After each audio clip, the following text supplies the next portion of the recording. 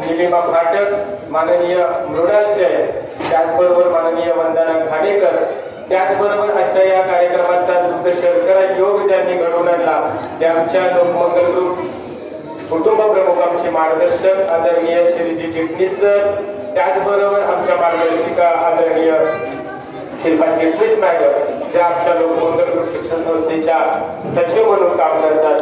त्याचबरोबर आपल्या विद्यालयाचे सन्मानित मुख्याध्यापक आदरणीय विजय यादव सर, ज्या सर्व मान्यवरांचं पुनश्च एकदा मी या ठिकाणी जोरदार टाळ्या वाजवून विद्यार्थी मित्रांनो आजच्या या पाहुण्याचं आपण स्वागत करूया आणि सर्व मान्यवरांना नम्रपणे विनंती करतो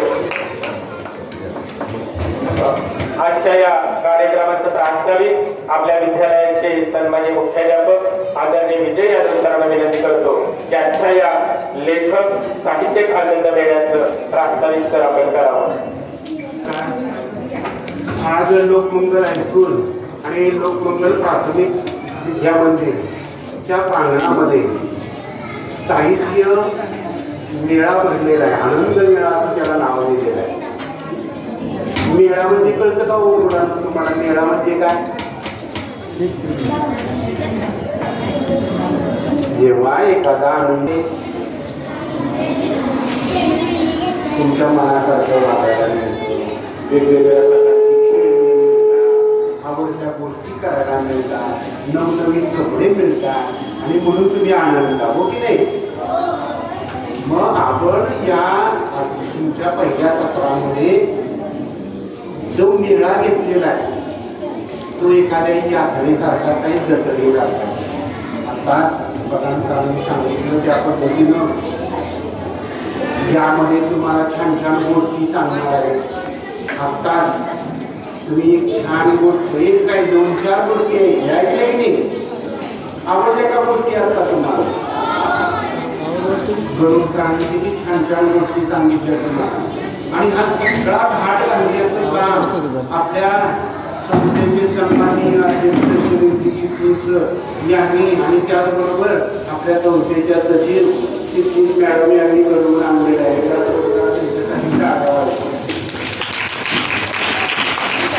आज जो हा साहित्यकारांचा आनंदाचा मेळा या ठिकाणी आयोजित केलेला आहे त्यामध्ये आपल्या सगळ्यांच्या दृष्टीनं सगळ्यात महत्वाची गोष्ट म्हणजे काय तर या ठिकाणी जे माझ्या शेजारी मागच्या बाजूला उपस्थित आहे बघा, त्यांच्याकडे पाहिल्यानंतर कळतंय नानंदचं जे ज्येष्ठ लेखक आहेत, महाराष्ट्रावर प्रसिद्ध आहे. या वयामध्ये सुद्धा तुमच्याशी संवाद साधायला ते इथपर्यंत येत आहे म्हणून त्यांच्यासाठी पुढे आणि आजच्या कार्यक्रमाची या निमित्तानं जे उपस्थित असणारे आपल्या संस्थेवर शाळेवर ज्यांनी वारंवार भेट दिलेले असे संपादक पत्रकार या ठिकाणी उपस्थित आहेत, त्यांचं पण तुम्ही स्वागत करा. आणि आता थोडक्यात तुम्हाला या विद्यालयाची या शाळेची पार्श्वभूमी सांगतो की आलेल्या काँग्रेसच्या MIDCच्या या क्षेत्रामध्ये उभी राहिलेली ही एक शाळा छोटी काही अगोदर कोळी गावामध्ये होती आणि आता त्याचं एवढं मोठं वृक्षामध्ये बांधलेलं आहे. आज मी तिला या विद्यालयामध्ये साधारणतः 700 विद्यार्थी ज्ञानार्जन करत आहेत आणि तितक्याच तन्मयतेनं तितक्याच निष्ठेनं इथं काम करणारा शिक्षक वर्ग आहे. मला इथं नमूद करायला म्हणजे गरजेचं वाटतं की या विद्यालयामध्ये किंवा या प्रायमरी स्कूलमध्ये जे विद्यार्थिनी येतात ते कामगारांची मुलं आहेत, म्हणजे गरीब स्तरातून आलेली ही मुलं आहेत आणि त्यांना शिक्षण द्यायचं आमच्या संस्थेच्या अध्यक्षांचं मुळात मतच असं आहे की बहुजनांची मुलं जी गोरगरीब आहेत त्यांच्यापर्यंत शिक्षण निघून पोहोचतं. आणि म्हणून जरा आपण आसपास पाहिलं तर आमच्या पलीकडच्या बाजूला एक इंटरनॅशनल इंग्लिश मिडियम स्कूल आहे, या डाव्या बाजूला एक इंग्लिश मिडियम स्कूल, इकडे पलीकडच्या बाजूला एक मतिमंद शाळा आहे आणि रोटरी क्लबची एक शाळा आहे. म्हणजे हा सगळे एज्युकेशनल प्लॉट. अशा या वातावरणामध्ये मराठी मुलांना, गरिबातल्या मुलांना, सामान्य मुलांना शिक्षणाचा हक्क मिळावा याच्यासाठीचा प्रयत्न आमच्या अध्यक्ष.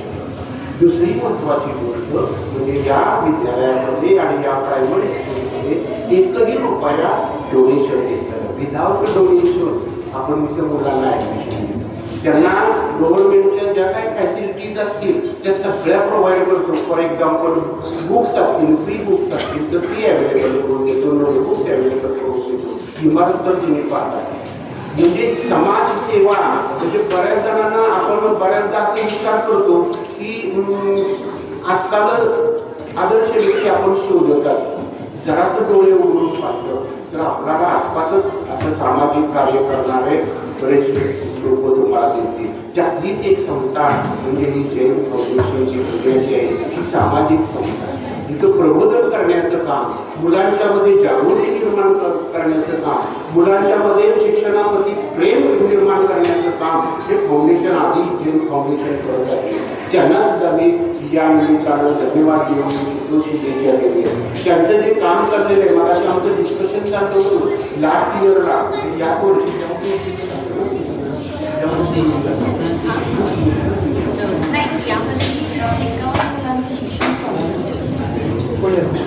पुण्यामधील 51 अशा गोरगरीब मुलांचं संपूर्ण शिक्षणाचा भार या फाउंडेशनला उचलला आहे. आणि म्हणून यांच्यासाठी एकदा सगळ्यांनी काढतात. आणि आपल्या विद्यालयामध्ये आज जो कार्यक्रम होतोय कदाचित त्याची ती चाचपणीच असेल की बाबा आपण जे काम करतोय त्यामध्ये त्या पात्रतेची ही शाळा आहे का नाही. भौतिक सुविधा या चिटणीस सरांनी इथं उपलब्ध करून दिल्या. कदाचित तुम्हाला वाटेल एवढी इमारत मोठी, भव्य दिव्य आहे, CCTV आहे, डिजिटल वर्ग आहेत, त्यामुळे कदाचित पण इथं येणारी जी मुलांची फिडिंग आहे ते मात्र गरीब विद्यार्थी आहे. मगाशी डिस्कशन केल्या पद्धतीने सकाळी 8 वाजता आई वडील कामावर दोघंही जातात. मुलं शाळेच्या भरोश्यावर विश्वासावर इथं पाठवली जातात. वेगवेगळ्या राज्यातून म्हणजे परप्रांतीय मुलांची संख्या जवळ 200-250 या विद्यालयामध्ये आणि आमच्या प्रायमरीच्या विद्यालयामध्ये. अशा परप्रांतीय मुलांना मराठीशी जोडण्याचं काम, महत्त्वाचा दुवा देण्याचं काम या विद्यालयामध्ये या प्रायमरीच्या स्कूलमध्ये होतं. हे एवढं मोठं काम या ठिकाणी होतं याचा निश्चितपणे या फाउंडेशनने विचार करावा. आज दिवसभर जे कार्यक्रम होणार आहेत प्रथम सत्र, द्वितीय सत्र यामध्ये तुम्हा सर्व विद्यार्थ्यांना निश्चितपणे आनंद वाटणार आहे. तुम्ही एन्जॉय करणार आहात आणि तो आनंद घेत त्यातल्या ज्या काही शिकण्याच्या गोष्टी त्या तुम्ही घ्या. नुसत्या ऐकू नका तर त्या आचरणात आणण्याचा प्रयत्न करा आणि मग तुमचं जीवन निश्चितपणे येते. मुळात लोकमंगल प्रायमरी स्कूल असेल, हायस्कूल असेल याचा उद्देशच हा आहे की नुसतं शिक्षण पुस्तकी ज्ञानाबरोबरच मुलाला सर्वांगीण विकास कसा होईल याचा प्रयत्न आमचे संस्थेचे अध्यक्ष करत असतात. आणि म्हणून या विद्यार्थ्यांना नेहमी व्यासपीठ निर्माण करून देण्याचा अशा तऱ्हेच्या आजच्या कार्यक्रमाच्या निमित्तानं उपस्थित झालेल्या सर्व साथींचं पुन्हा एकदा मी हृदयापासून स्वागत करतो. धन्यवाद. मुकुंद फडके सर यांच्या शुभारंभे हा कार्यक्रम सोहळा संपन्न होतो.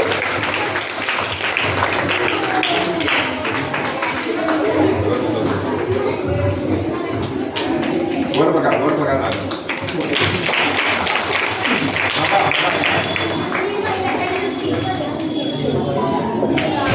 आजच्या कार्यक्रमाचे सन्मान्य अध्यक्ष श्रीराम नागरकर, विद्यालयाचे मुख्याध्यापक श्री यादव सर, आदरणीय चिटणीस साहेबांना विनंती की आपण वक्तव्य करावं.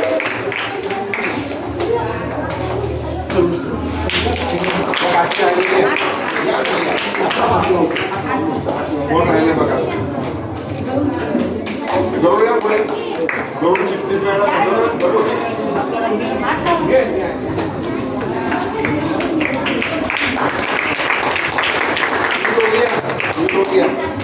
या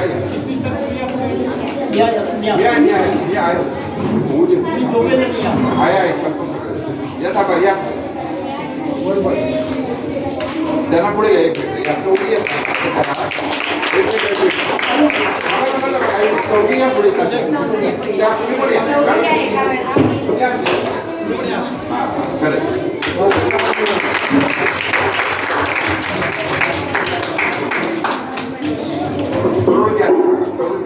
करून घ्या यादून तुम्ही घेतला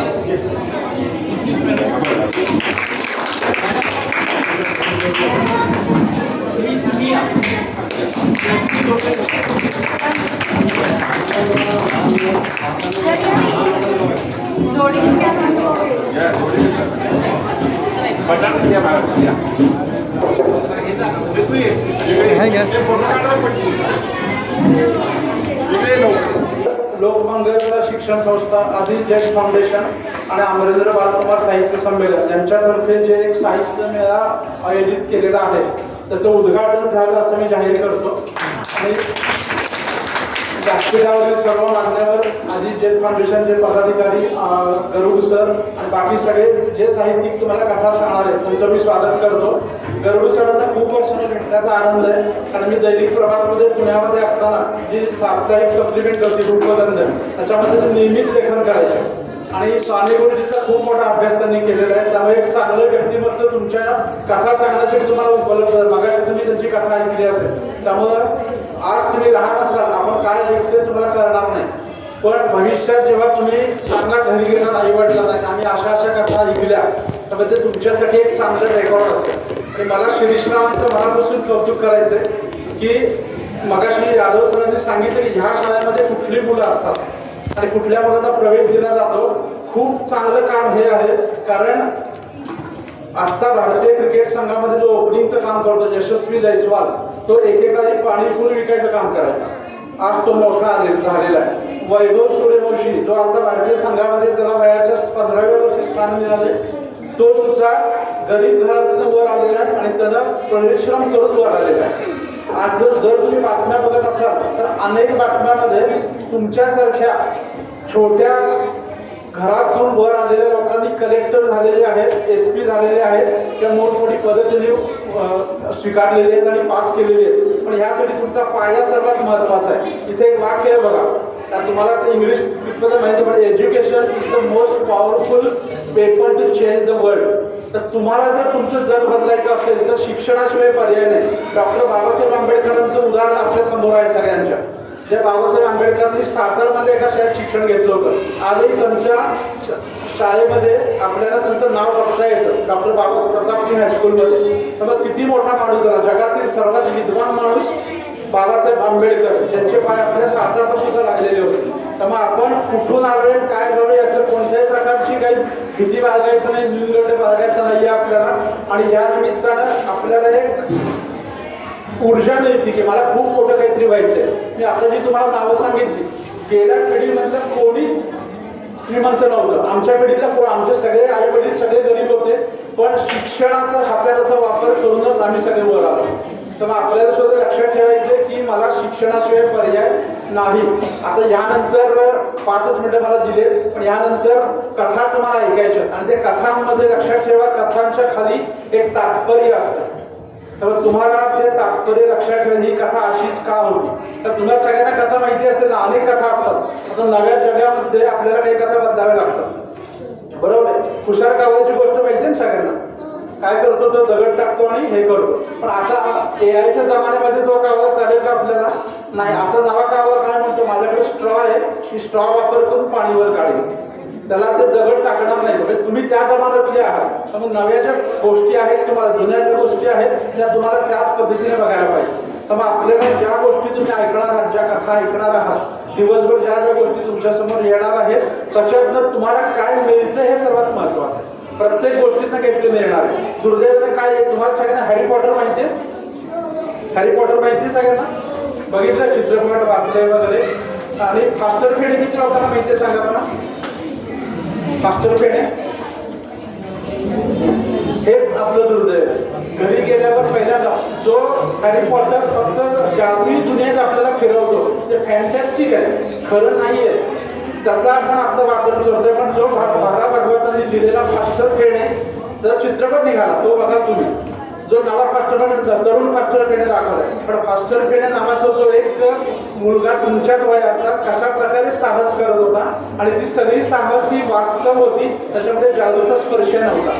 तुम्हाला गोट्या माहितीच कोणाला? गोट्या नावाचं एक पात्र आहे ते नसेल, नादो महाराजांचं गोटे आणि चिंगी नावाची 2 पात्र होती. मी जे तुम्हाला सांगते ते लिहून घ्या तुम्ही, आणि तुम्ही ते घरी गेल्यावर ती पुस्तकं उपलब्ध करा. म्हणजे फास्टर पेढे 12 भागवतांची 12 ते 14 मालिका आहेत, आणि गोटे आणि चिंगी नादो महाराजांचं आहे. किंवा मार्क ट्वेनच्या सारख्या कथा आहेत इंग्लिशमध्ये, मार्क ट्वेन आहेत, ह्या सगळ्या गोष्टी आहेत, ह्या आपल्याला खरं दाखवते कशा प्रकारे आपण पुढे जाऊ शकतो. त्यामुळे आपल्याला हे पण बघावं लागेल की आधुनिक जगामध्ये आपल्याला काय वाचायचंय. हॅरी पॉटर चित्रपट आपण बघतो, ह्या सगळ्या गोष्टी करतो, पण मराठी भाषेनं आपल्याला काय दिलं हे सुद्धा महत्वाचं आहे. त्यामुळे ह्या दिवसभर जे कार्यक्रम चालणार आहेत ते तुमच्यासाठी अत्यंत महत्वाचे आहेत. ह्या वयामध्ये तुमचे संस्कार होऊ शकतात, आणि ज्या कथा, ज्या कविता किंवा जे तुम्ही तुमच्या कानावरच पडणार आहे ते तुम्हाला आयुष्यभर लक्षात ठेवणारे राहणार आहे, की त्याची दिशा तुम्हाला निश्चितच मिळणार आहे. आता तुम्हाला कथा तर सांगतीलच, पण माझ्या भाषणाच्या शेवटी मी छोटी कथा सांगणार आहे, विनोदी आहे आणि बदललेली आहे. तर ज्यांना माहिती आहे त्यांना ठीकच आहे, ज्यांना माहिती नसेल त्यांनी फक्त लक्षात घ्या की आधुनिक काळामध्ये विचार कसा केला जातो. तुम्हाला सगळ्यांना लाकूड तोडायची गोष्ट माहिती आहे ना? ओके. काय आहे त्याच्यामध्ये की त्याची कुऱ्हाड पाण्यात पडती, मग पहिल्यांदा देव जातो आणि सोन्याची काढतो, मग चांदीची काढतो, आणि मग सर्वात शेवटी तशी येते, मग तिन्ही कुऱ्हाडी त्याला भेट दिल्या जातात. माहिती नाही सांगितलं का ताई? ओके. आता त्याच लाकूड तोडा, तोच लाकूड तोडा 2026 मधला आहे, आणि त्याला विहिरीच्या काठी तो उभा आहे, आणि त्याची बायको पण बरोबर आहे. त्याची बायको विहिरीत पडली, लक्षात घ्या. बायको विहिरीत पडत तो रडायला लागला.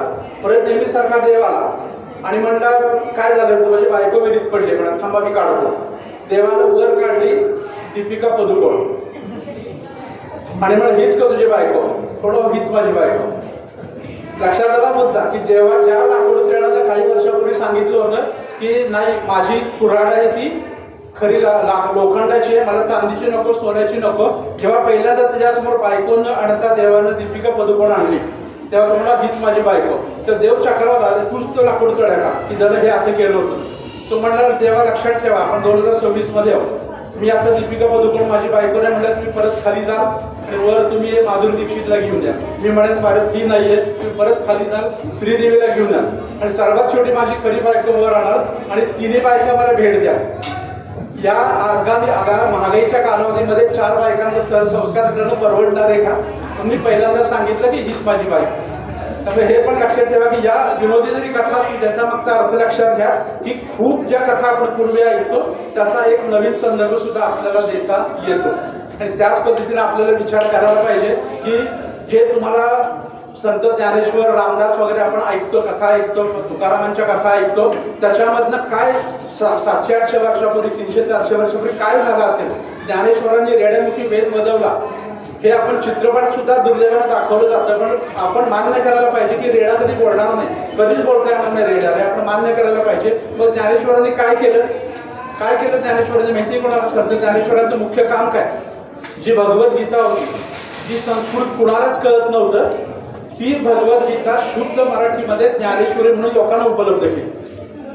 म्हणजे जे संस्कृत कुणाला कळत नव्हतं, गीतेमधलं ज्ञान कळत नव्हतं, ते सर्वसामान्य माणसाला उपलब्ध करून दिलं. म्हणजेच ज्याची बुद्धी रेड्यासारखी असेल, निर्बुद्ध असेल, त्याला सुद्धा कळेल अशा प्रकारे ज्ञानेश्वरी उपलब्ध करून दिली. म्हणून ज्ञानेश्वरांनी रेड्यामुखी वेद बदलले असं आपण म्हणतो. त्यामुळे आपल्याला तुमच्या पिढीनं आता 2026 मध्ये जे शिक्षण घेत आहेत किंवा जनरेशन झेड आपण म्हणतो, त्यांनी आता हे सगळं जुनं नाकारून त्याचा नक्की अर्थ काय आहे हे आपल्याला सांगावं लागतंय. नंतर माझ्यानंतर तुम्ही अनेक कथा ऐकणार आहात, तर माझा तुम्हाला उद्घाटन म्हणून एकच संदेश आहे, दिवसभर जे काही मिळणार आहे त्या गोष्टीला कावळ्याच्या स्ट्रॉ प्रमाणे ओढून घ्या आणि आयुष्यभर आपल्या मनामध्ये त्याची कायम ठेवा. ते जे आपण मी आज शिकलेलो आहे ते आयुष्यभर मला त्याच्यावर परिणाम देईल. धन्यवाद. धन्यवाद सर. खऱ्या अर्थाने आपण समाजाला दिशा देण्याचे कार्य करता. ज्यावेळी आपण लोकमतमध्ये होतो त्यावेळी आपले विचार ऐकण्यासाठी सातारा जिल्ह्यातील अनेक पत्रकार आतुरलेले असायचे, आणि निश्चितच ही आधुनिक कथा आमच्या विद्यार्थ्यांना निश्चितच हृदय. धन्यवाद फडके सर, आपल्या मनापासून. श्री सिद्धी सर, सचिव शिल्पाताई, त्याचप्रमाणे आधी जे फाउंडेशनचे सर्व पदाधिकारी, गरुड सर, माझे मित्र आणि अनेक वृत्तपत्रांचे मी संपादक म्हणून काम करते, मुकुंदराव फडके आणि आपण सर्वजण. मला इथे आज खूप आनंद झाला की खरं तर दुसऱ्यांदा या शाळेत येतोय, कारण मी सुद्धा कोकणामध्ये अशाच शाळांमध्ये शिकलेला आहे, लहान शाळांमध्ये शिकलेला आहे. आणि त्या काळात दर शनिवारी आम्हाला जमीन सारवण्याचा, वर्ग सारवण्याचा कार्यक्रम असायचा आणि मुलं आम्ही सगळी ती करायचो. आता दुर्दैवाने काय झालंय, पिढ्या बदलल्या आहेत आणि स्वच्छता स्वतः करायची हा संकल्पना आता कमी कमी होत चालली. तर मला इथे दुसऱ्या गोष्टीमुळे आनंद झाला की सर्व मुलं जी इथली आहेत ही सगळी नाहीरे वर्गातली आणि इथे ते गोरगरीब गरीब प्रांतातले सुद्धा मुलं येतात आणि ते इथे रोजगारासाठी येतात आणि त्यांची मुलं इथे शिकतात. मगाशी यादव सरांनी एक महत्त्वाचा मुद्दा मांडला की आई वडील सकाळी कामावर गेल्यावर, रोजगाराला गेल्यावर घरामध्ये मुलं एकटी राहणार, तर त्याच्या ती मुलं एकटी सुरक्षित राहतात आणि ते अभ्यास करतात. तर या अशा लोकांशी मी संवाद साधत असतो आणि मध्ये मला आमच्या कॉलनीमध्ये एक दाम्पत्य भेटलं, ते मजुरीचं काम करत होते. तर त्यांना मी म्हटलं तुम्ही कुठून आला, तर ते झारखंडवरून आलेले होते. हिंदी सुद्धा व्यवस्थितपणे बोलतात, ते मराठी सोडून द्या, इंग्रजी सोडून द्या. तर मी त्यांना असं विचारलं की तुम्ही तिथल्या आपल्या गावाच्या लोकांना थोडी मदत कशी करता नातेवाईकांना.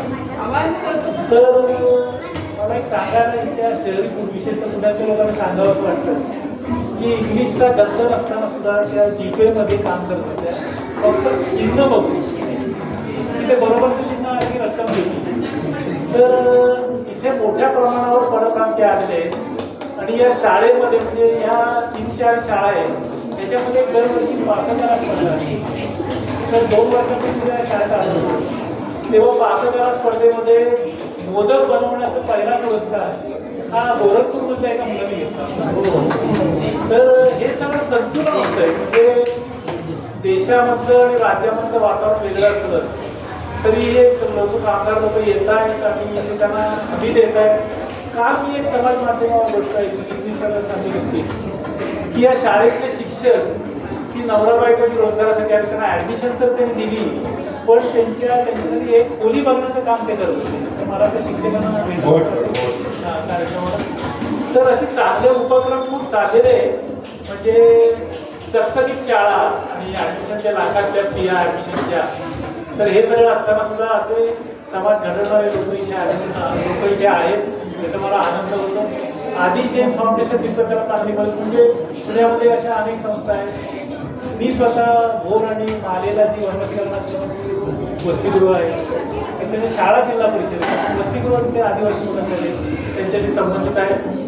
तर मला असं वाटतं की आमच्यासारखी लोक जे आता निवृत्त झाले आणि त्यांच्याकडे आता आर्थिक जबाबदारी काही नाही, त्यांनी ह्या कामासाठी पुढे यायला पाहिजे. मी श्री शिरीष चिटणीस आणि त्यांची सगळी टीम यांचं कौतुक असं म्हणत नाही, कारण कौतुक म्हणण्याचा मला अधिकार नाही. तर ॲडमिनिस्ट्रेशन त्याची वाखाणणी करतो आणि मला इथे बोलावलं चांगल्या गोष्टीसाठी मला खूप आनंद झाला. आणि हा मुलांचा जो आनंद ती गोष्ट सांगताना घरी सांगितली होता, तर ह्या आनंदाने आम्हाला सुद्धा ज्येष्ठ नागरिकांना एक ऊर्जा मिळते आणि उत्साह मिळतो. तर परत एकदा मी सर्वांना धन्यवाद देतो आणि आपण सगळेजण आता कथा ऐकायला उत्सुक होतो, त्यामुळे मी थांबतो. धन्यवाद. निश्चितच मराठी शाळा मी या लोकमंगल संस्थेचे आभार मानतो. आपण आम्हा सर्वांना या ठिकाणी बोलवलं. माझे सन्मित्र श्रीजी चिटणीस, त्यांच्या सुविद्य पत्नी शिल्पाजी, त्याचप्रमाणे आमच्या जैन फाउंडेशनच्या अध्यक्षा मृणाल जैन, नंतर त्यांच्या मातोश्री वंदना, त्याचप्रमाणे आमचे मित्र फडके, यादव, नानं आणि ज्यांनी तुम्हाला भरपूर खळखळून हसवलं ते आमचे डॉक्टर दिलीपजी गरुड. तर सर्वांचे मी धन्यवाद देतो. आमच्या पलीकडे वंदना घाणेकर आहे, त्याचप्रमाणे राजेश्री सोले आहे. या आम्हा सर्वांच्या वतीने तुम्हाला शुभेच्छा देतो आणि एकच सांगतो मित्र, तुम्हाला जे पाहिजे ते तुम्हाला मिळो, याच्या पलीकडे मला काही सांगता येत नाही. आणि तुमच्याकडून खूप मोठी माणसं जन्माला येऊन खूप मोठी माणसं मोठी होत आणि मी छोटा होत जाऊ. मी तुमच्या ठिकाणी पाहिजे आणि तुम्ही या ठिकाणी पाहिजे.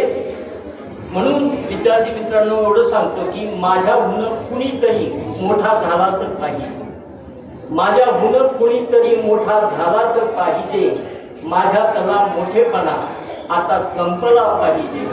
माझ्यातला मोठेपणा आता संपला पाहिजे. आणि या ठिकाणी आल्यावर असं वाटायला की माझं झाड झालं सर. मी माझं झाड केलं. आज माझे झाड झाले दुःख दृष्टी आड झाले. ही मुलं पाहिल्यानंतर दुःख पळून गेले. आज माझे झाड झाले दुःख दृष्टी आड झाले. आज माझे झाड झाले दुःख दृष्टी आड झाले. तुम्हाला सर्वांना शुभेच्छा. धन्यवाद.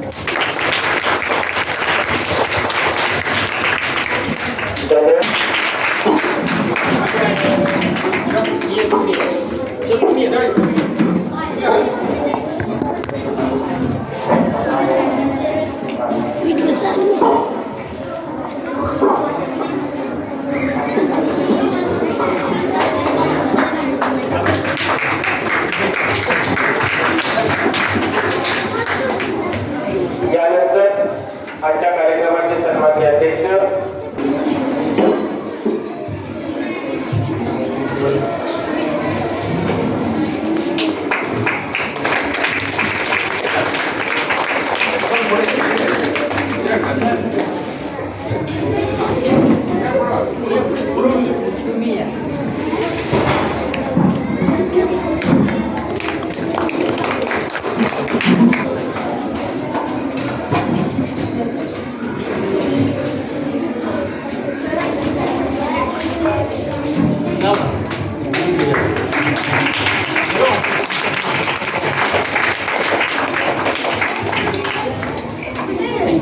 आजच्या या मृणालचे अध्यक्ष आदित्य जैन फाउंडेशन.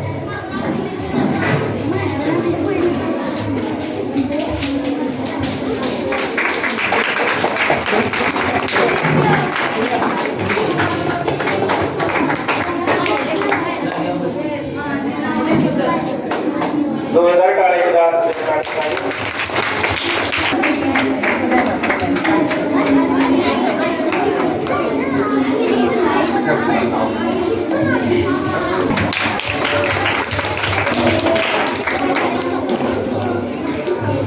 या पाहुण्यांचं स्वागत करूया. त्यानंतर माननीय आचार्य झालं. अशा दिवशी नाहीये.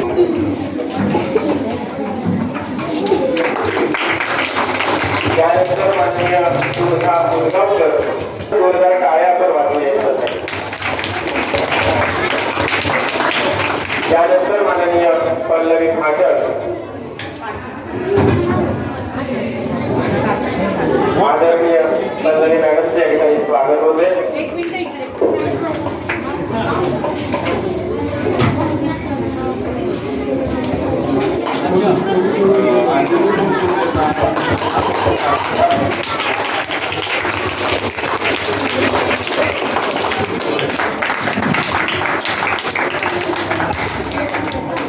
पुढे नीता तुपाडे एक मिनिट.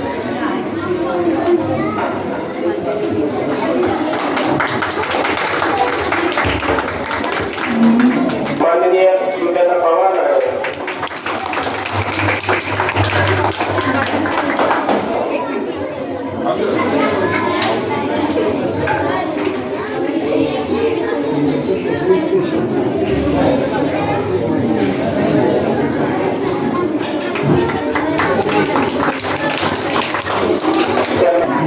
एक मिनिट. डॉक्टर मृदुला शेरनाथ कुलकर्णी. आदरणीय निलिमा एक मिनिट. आपले या ठिकाणी स्वागत होते. माननीय निलिमा पाटक. डॉक्टर मृदुला शेरनाथ आपले या ठिकाणी स्वागत. इकडे हा. नजर त्रुटी जर कोणाचं नामोठे घ्यायचं असेल तर आपण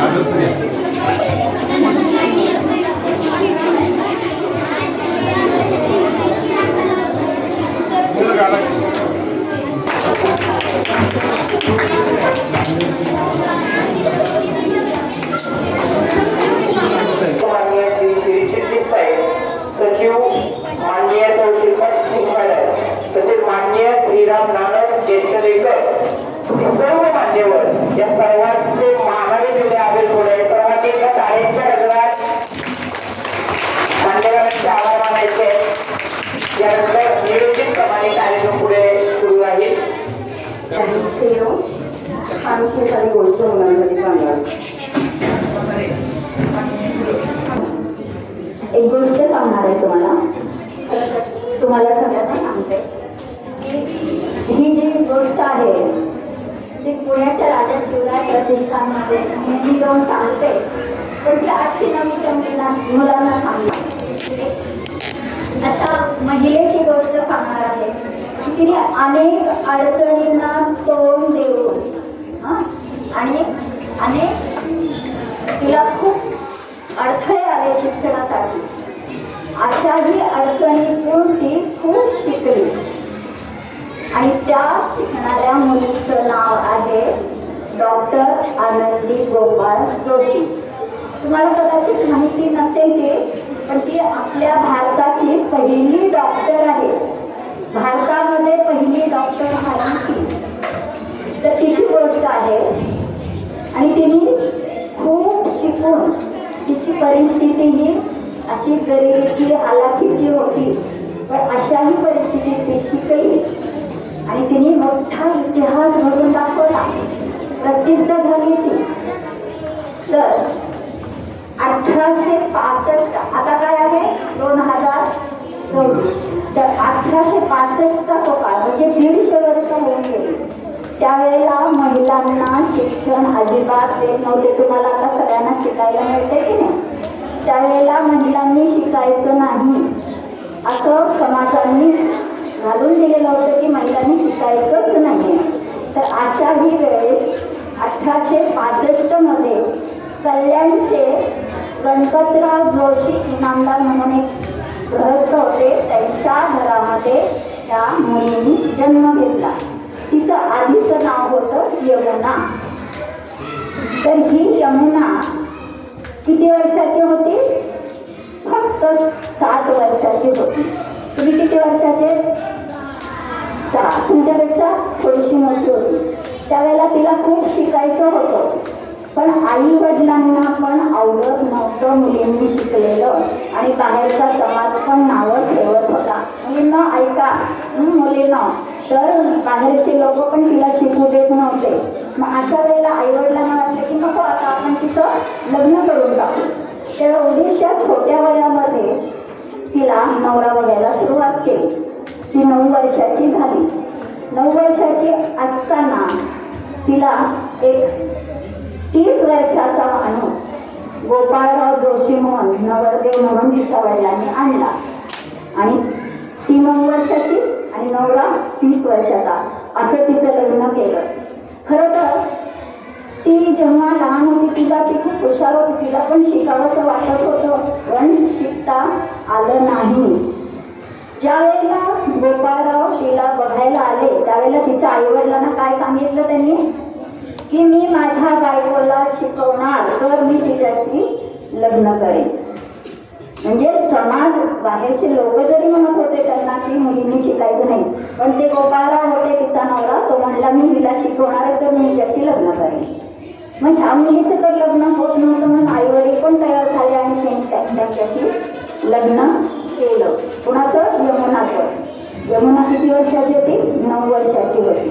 आणि त्यावेळेला ती मोठी झाली, ती 14 वर्षाची झाली आणि 14व्या वर्षी त्याच्या आधी म्हणजे लग्न झाल्या 9 वर्षापासून 14 वर्षापर्यंत तिचा नवरा तिला घरी शिकवत होता. शाळेत नाही न जात आहे, घरी शिकवतो.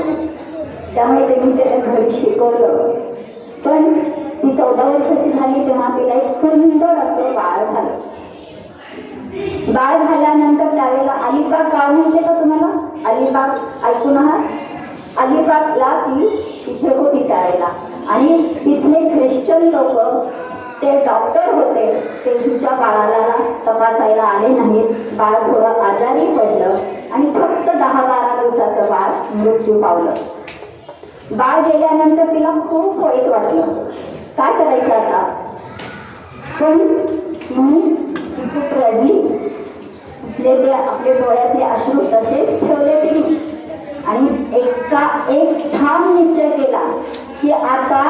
रडायचं नाही. आता आपण शिक्षणासाठी लढलं पाहिजे.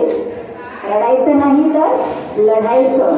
आणि तिने ठरवलं की मी आता खूप खूप शिकणार, मी डॉक्टर होणार आणि माझं बाळ औषधाअभावी गेलं, उपचाराअभावी गेलं, असे बाकीचे बाळं कोणीही मृत्युमुखी पडू नये म्हणून मी स्वतः डॉक्टर होणार. आणि तिने निश्चय केला की मी डॉक्टर होण्यासाठी खूप अभ्यास करणार. गोपाळराव म्हणजे तिचा नवरा, तो सुद्धा त्यांना तर नक्कीच छानच वाटलं आणि त्यांनी तिला पाठिंबा दिला. ते तिला मराठी शिकवत होते इतके दिवस, पण आता इंग्लिश पण शिकवायला लागले घरी ते. आणि यमुना खूप आनंदी, खूप लग्न झाल्यानंतर यमुनेची आनंदी झाली बरं का, त्याने तिचं नाव आनंदी ठेवलं नवऱ्याने तिच्या. आणि आनंदी आता खूप खूप हुशार झाली. तिला खूप आवडत होतं शिकायला, ती खूप शिकत होती. आणि आता इंग्लिश शिकल्यानंतर दोघांनी ठरवलं की आता इथे राहायचं नाही भारतात आपल्याला कोणीही शिकू देणार नाही. मग त्यांनी ठरवलं अमेरिकेत जाऊन डॉक्टर व्हायचं. आणि अशा त्या काळामध्ये ही फक्त 17 वर्षाची आनंदी एकटी नवऱ्याला सोडून अमेरिकेत शिकायला गेली. तिथे अमेरिकेतील फिलाडेल्फिया या ठिकाणी एक वुमन्स मेडिकल कॉलेज होतं, बायकांचं कॉलेज होतं. त्या कॉलेजमध्ये तिने प्रवेश घेतला आणि अमेरिकेतील एक कार्पेंटर मावशी म्हणून होती, तिने तिला मदत केली शिकायला. असा 7 समुद्रापलीकडचा प्रवास करत ती जेव्हा अमेरिकेत गेली त्यावेळेला तिला तिथले हवामान मानवलं नाही. अमेरिकेत खूप थंडी असते, अतिशय थंडी असते अमेरिकेमध्ये. तर त्या थंडीचा परिणाम तिथे जी शिकायला गेल्यानंतर जी तिला खोली होती राहायला, तिथली खूपच हवामान, खायला तिला आपल्यासारखं मिळत नव्हतं, भाकरी सुद्धा मिळत नव्हती. तिने फक्त पावाचे तुकडे खाल्ले आणि ती जगत होती आणि अभ्यास करत होती. तिथे अशी फायर प्लेस असते. फायर प्लेस म्हणजे काय, तर थंडीच्या दिवसात अमेरिकेमध्ये एक शेगडी पेटवून ठेवलेली असते, त्या शेगडीला फायर प्लेस म्हणतात. त्याच्यातून खूप धूर येत होता आणि त्या धुराचा परिणाम तिच्या शरीरावर झाला आणि ती खूप अशक्त झाली. तिला सारखी ती आजारी पडायला लागली. तिला खायला मिळत नव्हतं, हवामान चांगलं नाही, थंडी, जवळ पैसा नाही, कोणीतरी तिला मदत करत होतं. आणि अशाही अवस्थेत ती खूप रात्रंदिवस अभ्यास करत होती. आणि 3 वर्ष अभ्यास केल्यानंतर ती डॉक्टर झाली. हे डॉक्टर जेव्हा झाली, पण डॉक्टर होण्यासाठी जेव्हा अमेरिकेत आली तेव्हा तिला समाजाने खूप नावं ठेवली. कोण बाई आहे का काही, शिकते आणि ती परदेशात जाते. पण आता जेव्हा ती डॉक्टर झाली आणि भारतात कळलं की आता आपली आनंदी, आपल्या भारतातली आनंदी पहिली डॉक्टर झाली, तर हे लोकांना कळलं, वर्तमानपत्रातून छापून आलं. आणि ज्या दिवशी तिला पदवी मिळणार होती त्या दिवशी ती स्टेजवर उभी राहिली. मस्त अगदी महाराष्ट्रीयन नऊवार साडी, अंबाडा, मोठं कुंकू वगैरे असं सगळं छान आपला महाराष्ट्रीयन ड्रेस करून उभी राहिली. आणि सगळ्या लोकांनी टाळ्यांचा कडकडाट करत तिचं स्वागत केलं. कारण त्यांना सुद्धा खूप आनंद झाला, एवढ्या लांब भारतातून आपल्या इथे येते, शिकते. आपल्या इथले सुद्धा लोक शिकत नाही. आणि तिच्या नवऱ्यालाही खूप आनंद झाला, कारण नवऱ्याने तिला सांगितलं होतं की आपल्या भारतातले पुरुष लोक सुद्धा जेवढं शिकत नाही तेवढं तू शिकून दाखव. आणि त्या मुलीने ते शिकून दाखवलं, डॉक्टर झाली. पण पुढे काय झालं, ती खूप आजारी पडली. तिला बोलवत नव्हतं, तिच्या अंगात ताप होता आणि डॉक्टरांनी सांगितलं हिला क्षयरोग झालाय. क्षयरोग म्हणजे TB म्हणतात बघा आता. तर तो क्षयरोग झाला आणि आता तिला तुम्ही भारतात न्या. मग तिचे नवरा तिला भारतात घेऊन आला. भारतात येणार म्हटल्यानंतर सगळ्या लोकांनी तिचं तिथे त्या समुद्रावर घाटेतून उतरलं, त्या टाळ्यांच्या कडकडाटात तिचं स्वागत केलं, तिच्यावर वर्षाव केला फुलांचा. पण तिला काहीच समजत नव्हतं. ती अतिशय आजारी होती, इतकी शिकली होती, इतका अभ्यास केला होता, सगळा परिणाम तिच्या शरीरावर झाला होता. पण तिला पुण्यात आणलं. आपल्या पुण्यामध्ये आणल्यानंतर तिला आयुर्वेदिक औषध देण्याचा प्रयत्न केला, पण तिचं असं हे सुंदर आयुष्य 21 वर्षाची फक्त असताना ती मरण पावली. तिने शेवटचा श्वास घेतला आणि आपल्यासारख्या लोकांना म्हणजे बायकांना नाही धडा घालून दिला. तिने ज्योत पेटवली कशाची? ज्ञानाची. आणि त्या प्रकाशात तुम्ही चालत राहा असा तिने आपल्या सगळ्यांना संदेश दिलाय.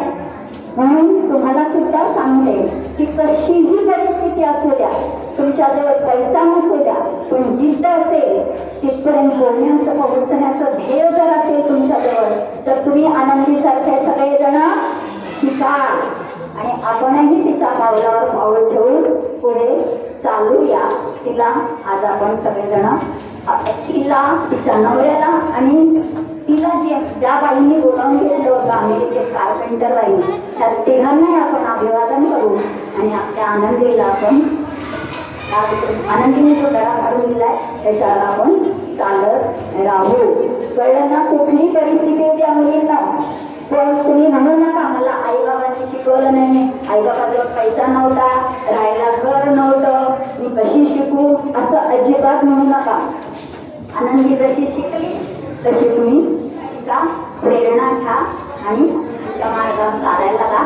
शेवटी एकच सांगते मी की जेव्हा राजा शिवराय छत्रपतीमध्ये तिथे मी 1 तासाचं सांगत होते, तिथे आज 15 मिनिटात सांगवलंय आपण, पण त्या मुलांनी मला लिहून पाठवलं की काही एक पुरुष एक स्त्री म्हणजे यशाच्या मागे, पुरुषाच्या यशाच्या मागे स्त्री असते, पण गोपाळराव इथे बायकोच्या मागे उभे राहिले. त्यांनी त्या काळामध्ये हा इतिहास घडवला. आणि दुसरी गोष्ट म्हणजे आम्ही का बरं रडत बसायचं म्हणे, आमच्या एक झोपडपट्टीत आम्हाला राहायला जागा नाही आहे, पण आम्हाला असं वाटतं की कधी आम्ही इथे अभ्यास करावा, बाहेर पडतोय. पण आज आम्हाला कळलं की आम्ही सुद्धा आज आनंदीसारखं शिकणार. ही मुलांना त्यांनी मला लिहून पाठवले ह्या गोष्टी, म्हणजे त्यांना ते आवडलं की आपणही शिकलं पाहिजे. तर तुम्हालाही सांगते की तुम्हीही अशा शिका आणि मोठ्या व्हा. अच्छा,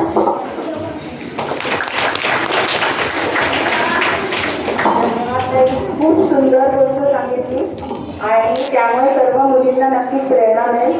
मी आपल्या पुढचे शुभदा डॉक्टर यांना विनंती करते की त्यांनी इथे यावं आणि आपल्याला एक छान गोष्ट सांगावी.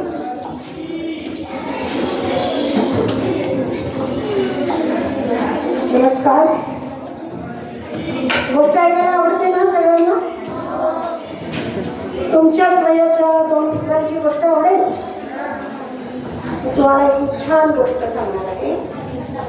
गोष्टीचं नाव आहे गोपाळची गोष्ट. तुमच्यासारखाच एक मुलगा होता, त्याचं नाव होतं श्याम. काय नाव होतं? श्याम. श्याम आपल्या आईबाबांबरोबर गावाच्या बाहेर राहायचा बरं का. आणि आता तो हायस्कूलला जायचं होतं त्याला, त्यामुळे गावाबाहेरच्या दुसऱ्या शाळेत त्याचं नाव घडलं आई-वडिलांनी. त्याचे आई बाबा तर रोज कामाला जायचे. तुमच्या बाहेर जातात ना रोज कामाला, हो की नाही? ते पण जायचे सकाळी कामाला. आणि त्याच्या हायस्कूलच्या शाळेचा जो रस्ता होता ना, तो रस्ता गावाबाहेरून असा एका जंगलात जाणारा होता. मग पहिले 2 दिवस त्याची आई गेली सोबतीला की तिने रस्ता दाखवला त्याला. हे बघ श्याम, मी तुला हा रस्ता दाखवते, ज्या रस्त्याने तू रोज शाळेला जायचं. तो म्हणलं ठीक आहे.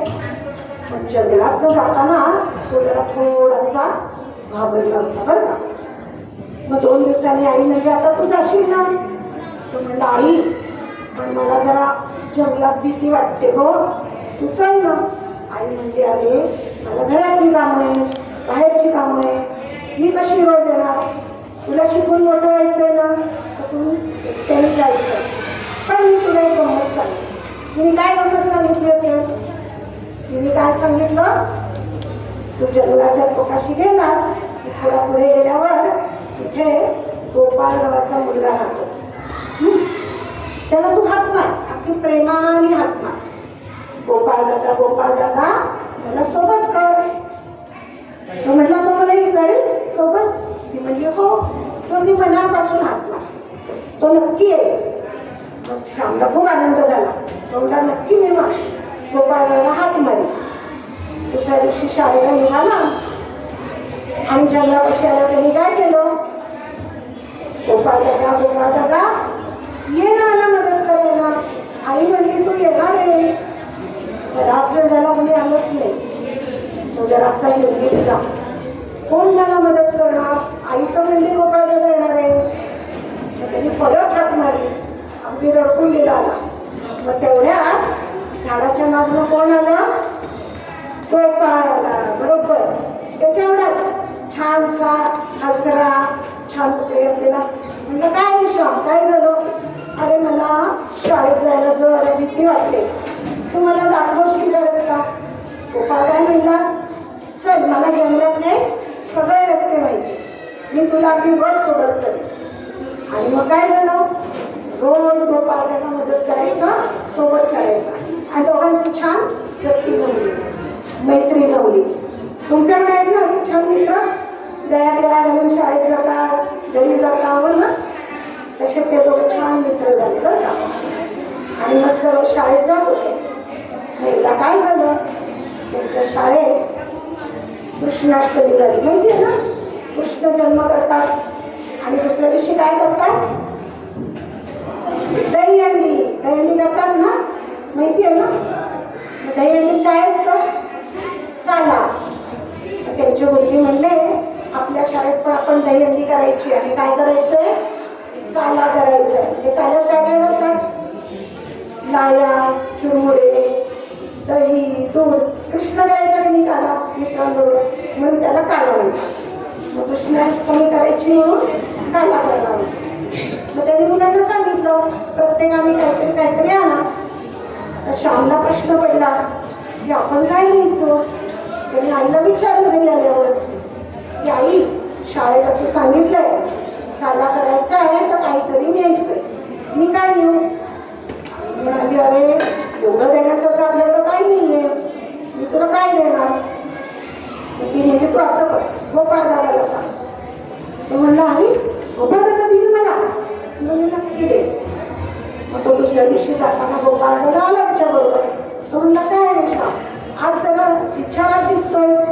तो म्हणला हो अरे आमच्या शाळेत काला करणारे तो गुरुजींनी काहीतरी आणायला सांगितलं, तू मला मदत करशील का. गोपाळ म्हणला ठीक आहे. त्यांनी काय केली गंमत, झाडाच्या पानाचा द्रोण केला आणि त्याच्यामध्ये दिलं दही आणि म्हणला हे घेऊन जा शाळेत. त्याला खूप आनंद झाला. तो पटकन शाळेत गेला आणि गुरुजींनी म्हणलं गुरुजी हे घ्या दही. गुरुजी म्हणले हा एवढंच तुला हे कसं करणार. तो म्हणला मी एवढंच आणलं. मग गुरुजी म्हणले ठीक आहे चल. त्यांनी ते काल्यात दही घातलं आणि काय झाली गंमत, द्रोणामध्ये परत दही आणलं. मुलं म्हणली गुरुजी दही राहिले. ते म्हणले आणि घातलं नाही, म्हणजे ते बघा ड्रोन भरलाय. परत ते दही घातलं, परत ड्रोन भरला. सगळी रोंगण व्हायला लागली. गुरुजी दही घालतायत, ड्रोन भरतोय. गुरुजी दही घालतायत, ड्रोन भरतोय. गुरुजी दमून गेले आणि ते म्हणायला लागले ए श्याम हे इकडं, कुठनं आणलं दही. तो म्हणला माझ्या मित्राकडे. कोण मित्र. तो म्हणला गोपाळ. कुठं राहतो. तो म्हणला जंगलात राहतो आणि मला रोज सोबत करतो. काहीतरी सांगू नकोस म्हणजे कुठला गोपाळ वगैरे काय. अहो खरंच गुरुजी मी खरंच सांगतोय, रोज मला मदत करतोय, तो सोबत येतो माझ्यावर, नाही तर माझ्यावर कोण येणार. ते म्हणलं असं. ते काल्याचा कार्यक्रम झाला आणि त्याला म्हणले चल मी आज तुझ्याबरोबर येतो. म्हणून ते त्याच्याबरोबर त्याला आश्चर्य वाटलं. म्हणलं गुरुजी तुम्ही येणार माझ्याबरोबर. ते म्हणलं हो हो बघू तुझा तो गोपाळ कोण आहे मला तरी बघू दे. आता श्याम जरा घाबरला बरं का, गोपाळ काय म्हणाले गुरुजींना बरोबर घेऊन जायचं. त्यांनी विचार केला, म्हणलं ठीक आहे चला गुरुजी. म्हणून निघाले जंगलात आणि त्या जागी गेल्यावर त्यांनी हात मारली गोपाळाला. गोपाळ दादा ये बाहेर, आमचे गुरुजी आले तुला बघायला. कोणी आलंच नाही भीतीवर. येतोय? तू म्हणलं येतो ना गोपाळ. हो खरंच येतो. आणि मग त्यांनी बऱ्याच हाक मारल्या आणि मग आला गोपाळ बाहेर. कसा होता गोपाळ? त्याच्यासारखा छान डोक्यावर मोरपीस घातलेलं आणि कमरेला बासरी आणि गुरुजींना तर काहीच दिसत नाही. त्याला श्यामने मिठी मारली आणि म्हणलं अरे गोपाळा गंमत झाली. शाळेतली गंमत तुला सांगायची आहे. तू दिलेल्या दह्याची मज्जाच झाली. आमचे गुरुजी फार दळूनच गेले. दही होता दही संपतच नव्हतं. मग तो हसत होता गोपाळ. गुरुजी म्हणले हा श्यामला काही हेडबिल लागले का काय? कुणाशी बोलतोय? गुरुजींना काहीच दिसत नाही. फक्त मोरपीस दिसत होतं. ते म्हणले हे श्याम्या कुणाशी बोलतोय? मी म्हणले हे काय गोपाळ? मी त्याच्याशीच तर बोलतोय. गुरुजी म्हणले असं? गुरुजींच्या लक्षात आलं. कोण होता तो? कृष्ण होता. गुरुजींनी तिथंच त्याला साष्टांग नमस्कार घातला आणि श्यामला म्हणले धन्य आहे बाबा श्याम तुझी. तुला प्रत्यक्ष भगवान मदत करतोय खरंच. आणि गोपाळने काय सांगितलं गुरुजींना? जो खऱ्या प्रेमाने मला हाक मारे त्याला मी नक्की मदत करतो. गुरुजी म्हणाले हो हो. पण आता आजच्या काळात कृष्ण येतो का मदतीला? येतो. कुणाच्या रूपात येतो? त्यांनी जी भगवद्गीता सांगितली आहे ती भगवद्गीता आपल्याला या आयुष्यात प्रत्येक मार्गावर प्रत्येक प्रश्नावर मार्ग दाखवते. आपल्याला कठीण मार्ग आला की मार्गदर्शन करते. हो की नाही? आता ही पुढच्या आयुष्यात तुम्हाला सुद्धा आज सगळीकडे सांगतात ना भगवद्गीता. त्या अर्जुनाला त्यांनी सांगितलं ना युद्धाचा त्याला प्रश्न पडल्यावर. तशी ती भगवद्गीता 5000 वर्षापूर्वी सांगितली. पण आजही ती आपल्याला मार्ग दाखवते, मार्गदर्शन करते. त्यामुळे खऱ्या प्रेमाने खऱ्या भावनेने त्या भगवद्गीतेचा अभ्यास करा. आणि जसा तो श्याम किती कष्ट पडले तरी शाळेत जात होता की नाही अभ्यास करत होता तसा छान अभ्यास करायचा आणि खूप मोठं व्हायचं. आपल्याला तुम्हाला सगळ्यांना कृष्णाचे आशीर्वाद मिळतील आणि तो प्रत्येक मार्गावर तुम्हाला मार्ग दाखवेल. आवडली ना गोष्ट? धन्यवाद. खूप सुंदर गोष्ट सांगितली. आता शेवटची गोष्ट आजच्या दिवसाची आणि पल्लवी पाठकताई आपल्याला गोष्ट सांगणार आहे. हॅलो हॅलो येतोय आवाज माझा? सगळेजण शांतपणे गोष्ट ऐकणार आहात. एकच गोष्ट राहिली आता. तुम्हाला आवडल्या का आधीच्या 2 गोष्टी? हां तर मी तुमच्यासारख्याच एका मुलाची गोष्ट सांगणार आहे. त्या मुलाचं नाव होतं राजू. पण तो राजू कसा होता? अतिशय चिडचिड करायचा. तुम्ही मुलं कसे आहात? शांत आहात की नाही? तुम्ही सरांनी सांगितलं बाईंनी सांगितलं की त्यांचं ऐकता. पण हा राजू ना वर्गामध्ये बाईंनी सांगितलं गप्पा बसा की हा घोडा करायचा. बोलू नका सांगितलं की शेजारच्या मुलाशी बोलायचा, दुसऱ्या मुलीशी बोलायचा, कुठेतरी पेन त्याच्या अंगावर फेकायचा. अशा घोड्या करण्याची त्याला भयंकर सवय होती. आणि बाई जर त्याला म्हणाल्या की अरे घोड्या करू नकोस तर लगेच त्याला इतका राग यायचा आणि इतका चिडायचा तो. तसंच घरामध्ये सुद्धा आईबाबांना कामाला जायची घाई असायची आणि राजू नेमका त्यांना त्रास द्यायचा म्हणजे आईने जर सांगितलं भाकरी खा तर तो म्हणायचा भाकरी नाही मला खायची, मला चहा करून दे. तुम्ही असं करता तुमच्या आईला? तर तो मुलगा इतका त्रास द्यायचा ना की मला भाकरी दे म्हणजे दे. शेवटी आई बिचारी म्हणायची राजू आपला आपण कामावर जाणार दिवसभर शाळेत उपाशी राहील म्हणून आई भाकरी करून दे. सगळं मनासारखं असायचं तरी त्याची चिडचिड चालू. शाळेत आला की मुलांच्यावर चिडायचं. माझ्या अंगावर काय दिलास तू? काय रे असं करतो? टीचर शांतपणे त्याला समजून सांगायचं तर टीचरवरही ओरडायचा. टीचर काय हो तुम्ही काही लक्षात देत नाही, तो मला ढकलत होता. अशी तक्रारी त्याच्यात चालू असायच्या. मग टीचरने काय केलं त्याच्या आई वडिलांना एकदा शाळेत बोलावून घेतलं आणि सांगितलं अहो हा राजू की नाही तुमचा भयंकर चिडचिड करतो, बाकीच्या मुलांनाही त्रास देतो. ते म्हणाले आम्ही सुद्धा वैतागलो आहोत, आमच्यावरही तो असाच घरात चिडचिड करतो आणि त्याची चिडचिड कमी केलीच पाहिजे आम्हाला. तर म्हणे काहीतरी उपाय मी शोधतो बरं का, असं राजूचे वडील म्हणाले. आणि मग राजूला त्यांनी घरी नेल्यावर एक खेळ्यांची पिशवी दिली. त्याच्यामध्ये त्यांनी 30-35 खेळे ठेवले आणि राजूला सांगितलं की पाठीमागे, आपल्या घराच्या पाठीमागे एक झाड आहे, तू चिडचिड केलीस की त्या झाडावर एक खिळा ठोकायचा. त्याला एक हातोडी दिली. राजूला 1-2 दिवस चिडला, खिळा ठोकला, मजा वाटली. 4-5 दिवस झाले, मग त्याला खिळा ठोकायचा कंटाळा यायला लागला आणि तो मनाशी विचार करायला लागला की खिळा ठोकण्यापेक्षा चिडचिड बंद केली तर बरं होईल नाही का, असं मनात त्याला विचार आला. तुम्हाला काय वाटतं? खिळा असं ठोकायचा, तो जात नाही आणि हातोडीने असं मारायचं, हे बरोबर आहे का? चिडचिड थांबवणं बरोबर आहे? बरोबर, चिडचिड थांबवायला पाहिजे हे त्याच्या लक्षात आलं. एकदा असाच खिळा ठोकायला गेला, चिडचिड करून झाली होती. तेवढ्यात एक कावळा आला, काव काव काव आवाज करत होता. त्या कावळ्यावरच चिड जातो की काय रे आवाज करतोय कावळा. पण तेवढ्यात त्याला आवाज आला, असा आवाज आल्यावर त्याला तो आवाज आवडला आणि तो त्या कोकिळ कुठे दिसतोय म्हणून बघत बसला. असं करता करता त्याला हळूहळू त्याची चिडचिड कमी व्हायला लागली. मग टीचरच्याही लक्षात आलं आणि त्यांनी घरी बाबांना आणि आईला सांगितलं की माझी चिडचिड जरा कमी होतीये बरं का. तर मग वडील म्हणाले बरं बघूया. सगळे खिळे ठोकून झाले होते, त्याची चिडचिड खरंच कमी झाली होती. मग बाबांनी त्याला काय सांगितलं, आता तू चिडला नाहीस की एक खिळा पकडीने काढून घ्यायचा. मग तो गेला झाडाजवळ, एक खिळा असा पकडीने काढला. असं करत करत सगळे खिळे काढले. सगळे खिळे काढल्यानंतर तो म्हणाला बाबा बाबा आता मी अजिबात चिडत नाही, तुम्ही जाऊन शाळेत बाईंना सुद्धा विचारा. सगळे खिळे माझे काढून झाले. बाबा म्हणाले चल दाखव बरं. मग ते पाठीमागच्या झाडाजवळ गेले आणि राजूने दाखवलं की हे बघा हे सगळे खिळे मी काढले.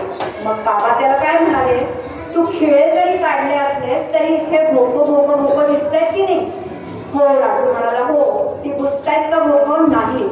म्हणजे आपण लोकांना जर त्रास दिला तर लोकांचं मन प्रचंड दुखावलं जातं आणि त्याच्या खुणा तशाच राहतात. लोकांना दुखावलं तर लोक मनापासून विसरू शकत नाही, त्या खुणा तशाच राहतात. म्हणून माणसाने काय करायचं, प्रत्येकाने वागताना विचार करायचा आणि कोणालाही दुखवायचं नाही. शांतपणे राहायचं, शांतपणे वागायचं. आणि एक मिनिट लक्ष आहे का तुमचं? आपल्या आई बाबांचं आणि शाळेतल्या बाईंचं, सरांचं, सगळ्यांचं ऐकायचं आणि नीट अभ्यास करायचा. कळलं? धन्यवाद. गोष्टीचं हे सत्र आवडलं का सगळ्यांना? मग आता कविता ऐकायच्या नाही? आता कविता ऐकायच्या आहेत आपल्याला आणि त्यासाठी इथे सगळे कवी येणार आहेत. पुढचं सत्र, दुसरं सत्र आहे काव्य वाचनाचं आणि त्यासाठी मी सुरेश सेठ यांना विनंती करते की त्यांनी सूत्र हाती घ्यावे. आणि आता ज्यांचं कथाकथनाचं सत्र होतं त्यांना विनंती करते की त्यांनी मागे जाऊन बसावं आणि पुढच्या सत्राच्या लोकांना विनंती करते की त्यांनी सर्वांनी पुढे यावं.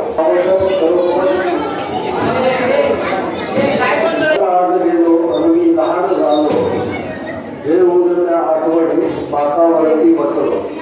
अशी ही शाळा बालपण जागवणारी. आज आपण आपल्या आवडत्या बालकवितांवर कविता ऐकणार आहोत, त्याच्याविषयी बोलणार आहोत. तर सुरुवातीला आपण आमच्या या कविचे आलेले आहेत ते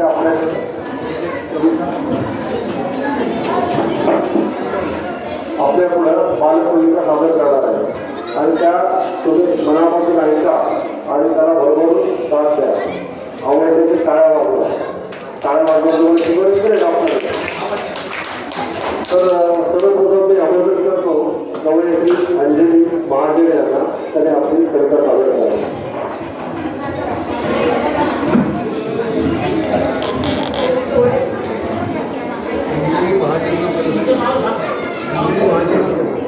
हॅलो.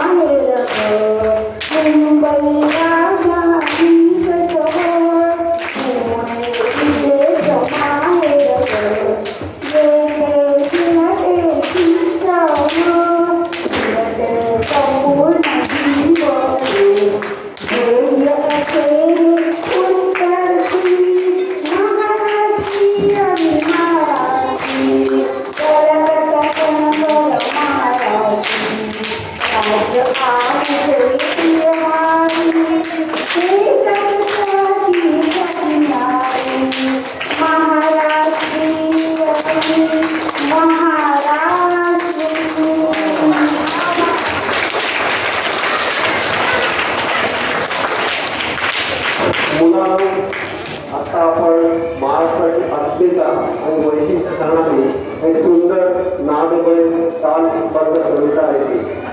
आता यानंतर अंजली डोळे यावेळी गणपती झाले आपले जीवन चालू करणार.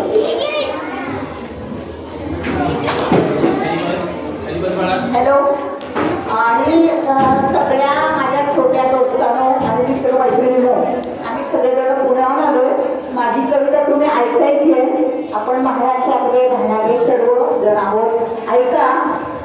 तू चाललं गड्या तुला रे गड्या चालायचं है, तू चाललं गड्या तुला रे गड्या चालायचं है, गणित विज्ञान शिकून सारं सांगवायचं है, गणित विज्ञान शिकून सारं सांगवायचं है, तू चाललं गड्या तुला रे गड्या चालायचं है, तू चाललं गड्या तुला रे गड्या चालायचं है, आकाशात उंच झिरप जायची है, आकाशात उंच झिरप जायची है, नवीन बांधणे तुला जिंकायची है, नवीन बांधणे तुला जिंकायची है, तू चाललं गड्या तुला रे गड्या चालायचं है, नदी सागर डोंगर दरी फिरायची है, नदी सागर डोंगर दरी फिरायची है, हिरवी हिरवी रानवेली पाहायची है, तू चाललं गड्या तुला रे गड्या चालायचं है, तू चाललं गड्या तुला रे गड्या चालायचं है, रंगरेषा रंग सारे चित्र कोरायचं है, रंगरेषा रंग सारे चित्र कोरायचं है, नव्या भारताचं चित्र साकारायचं है, नव्या भारताचं चित्र साकारायचं है, तू चाललं गड्या तुला रे गड्या चालायचं है, प्रदूषण सारं सारं रोखायचं है, प्रदूषण सारं सारं रोखायचं है,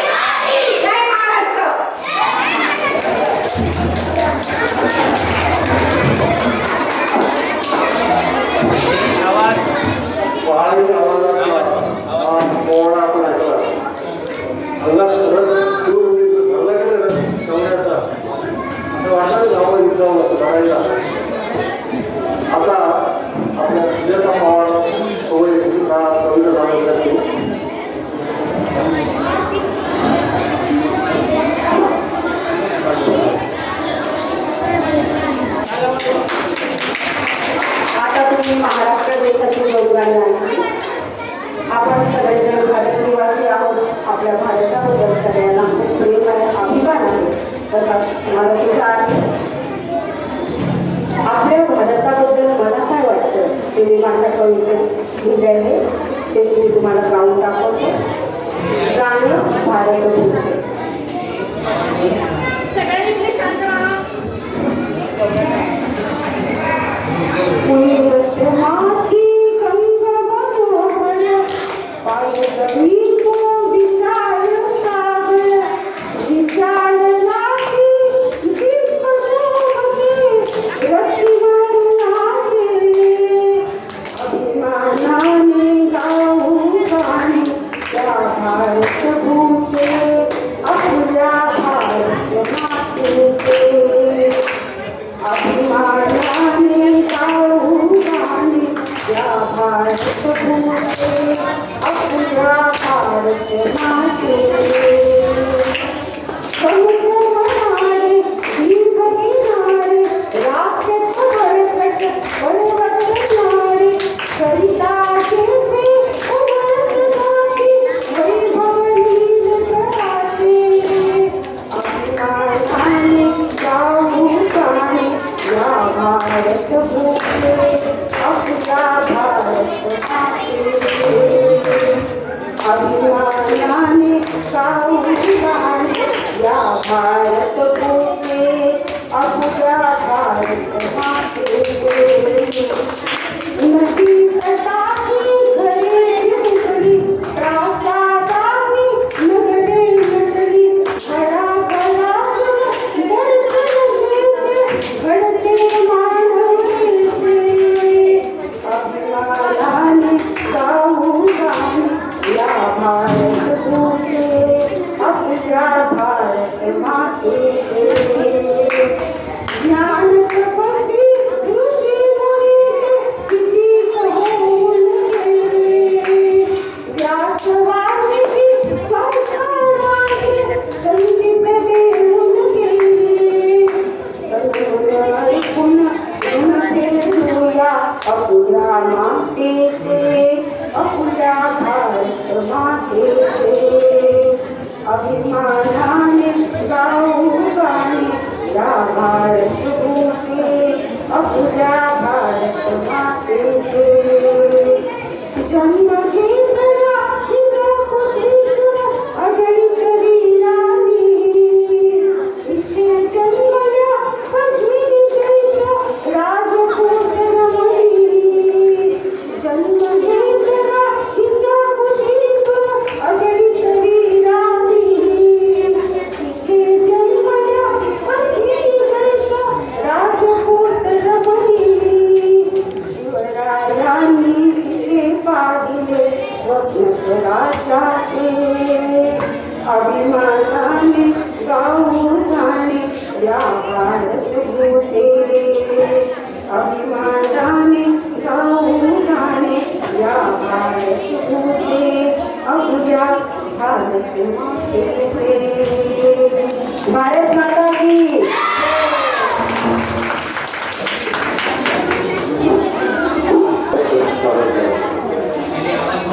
कसं ते सांगते हे बघा. खेळ खेळता धडे गिरवता शाळेमध्ये शिकून मराठी. ओके, असं प्रत्येक ओळीच्या शेवटी 2 ओळींच्या शेवटी मराठी म्हणायचं. धडे गिरवता शाळेमध्ये शिकून बोल मराठी लिहू मराठी हसत नाचत जगू अ आ इ म्हणता म्हणता मजेत पुस्तक वाचू गाणी गाऊ शिवरायाची सगळ्या सांगू छान रस्त्यावरचा मोठी कुत्रा येथे समजे फक्त फांदीवरचा पोपट सुद्धा गोड बोलतो मस्त आजी सांगे गोष्ट मराठी आई बोले स्पष्ट मी तर आहे महाराष्ट्राचा माझ्या कानी रुळे. आणि आता शेवटचं रंगफुलांचे आभाळाचे या मातीचे मोल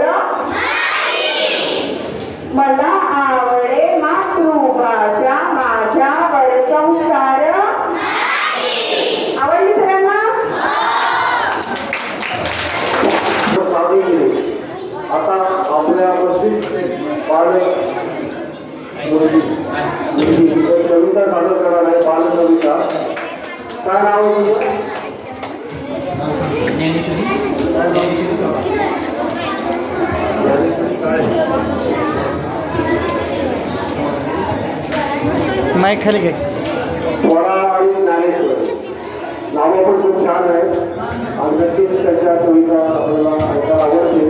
मुलांना या तुमच्यामधल्या 2 मुली आहेत या त्यांची स्वरचित कविता सादर करणार आहे. शांतपणे तुम्ही ऐका आणि त्याला दाद द्या.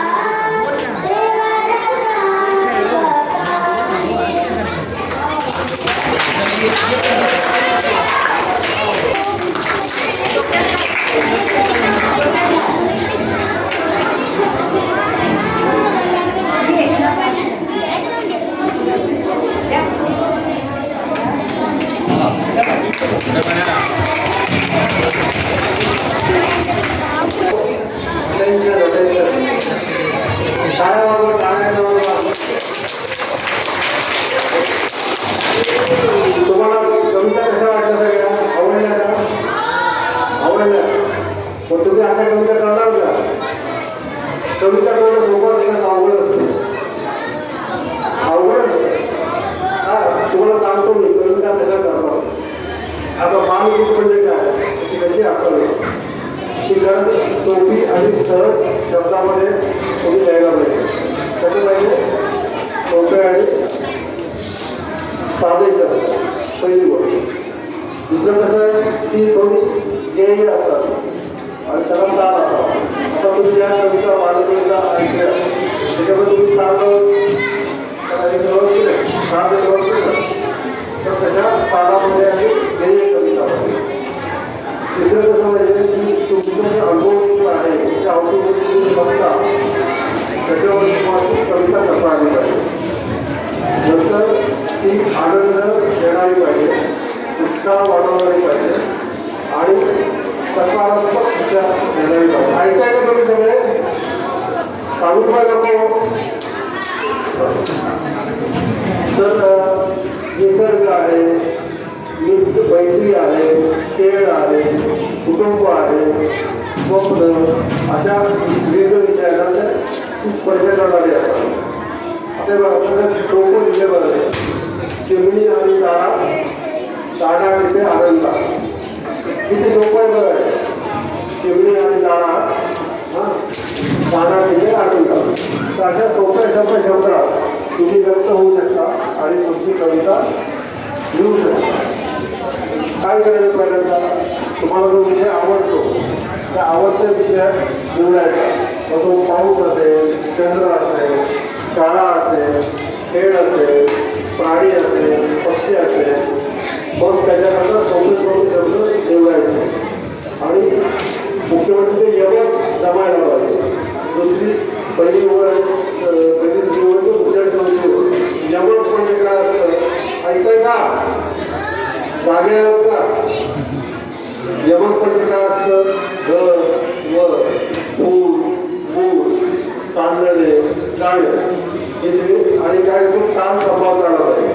आता हे आपली बालक कविता ऐकताना आपण काम करता आलं नाही तसं ते गाताना आपण कविता केल्यानंतर ती गुणगुणायची गायची म्हणजे आपल्याला कळतं की सालोपासून कविता झालेली नाही आणि तुमची कल्पना देखील वापरायची.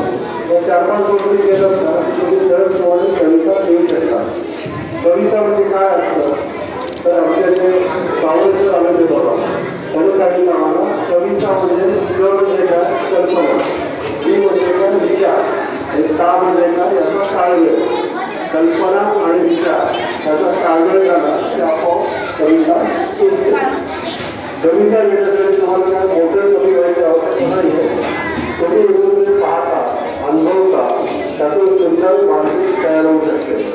मनात आलेले विचार दातावर उतरवा, शब्दांची मैत्री करा, वाचा, ऐका आणि स्वतःची कविता करण्याचा प्रयत्न करा. जिथे कल्पना असते तिथे कविता जन्म घेते. जिथे कल्पना असते तिथे कविता जन्म घेते आणि जिथे कविता असते तिथे आनंद होतो. आता आनंद आला नाही तुम्हाला कविता ऐकताना आला की नाही. मग अजून कविता ऐकायची का हा शेवटची. तर ही जी शाळा कविता आहे ना ती शाळेविषयी आणि गुरुविषयी पुस्तकांचा भाव व्यक्त करणारी आहे.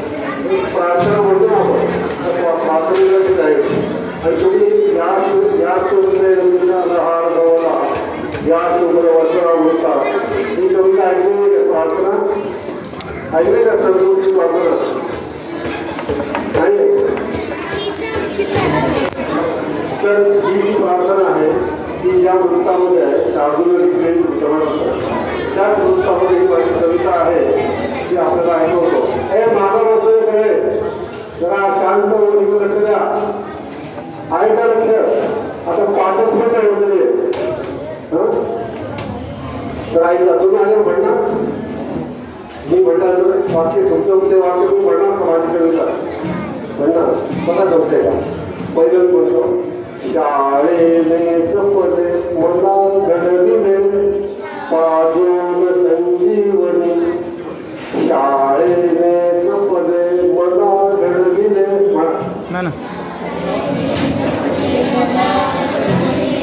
पाजून संजीवनी. मातीचे मडके जसे घडवितो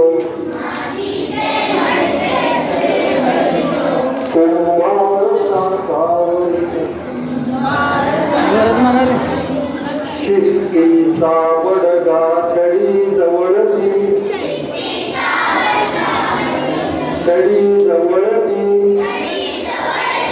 मोठा करारा असा निस्वार्थी हृदये मनी कळवळा